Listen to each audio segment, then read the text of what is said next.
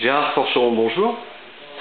Vous êtes le président régional de l'UNPI Rhône-Alpes et vous avez présenté aujourd'hui l'habitat essentiel. C'est un concept d'habitation moins cher.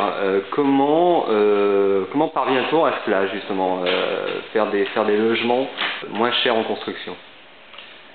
Donc on est parti du principe qu'aujourd'hui il manquait entre 500 000 et 1 million de logements.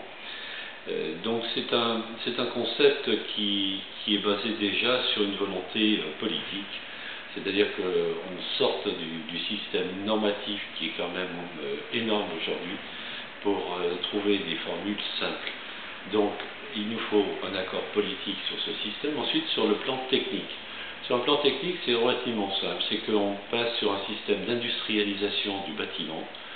Aujourd'hui, on a un certain nombre de sites qui commencent à être désaffectés par les industries automobiles, etc. Donc ce serait de les réutiliser et derrière de pouvoir construire en industrialisation des modules.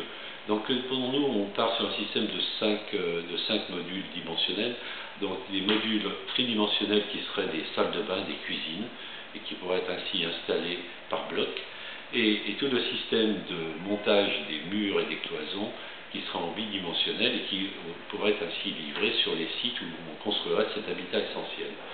Ceci nous permettrait d'avoir un schéma de coût de fabrication qui serait bien inférieur à ce que nous coûte aujourd'hui l'immobilier, le coût de construction, puisqu'on pense pouvoir descendre en dessous des 900 € du mètre carré en coût de construction, bien sûr dans un schéma qui serait un schéma simplifié.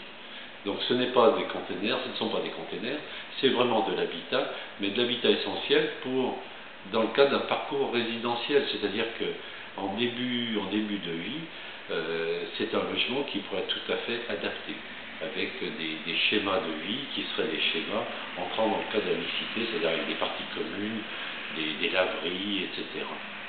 Voilà un peu le principe d'habitat essentiel. Alors ça suppose une adaptation normative, une adaptation des normes de l'État.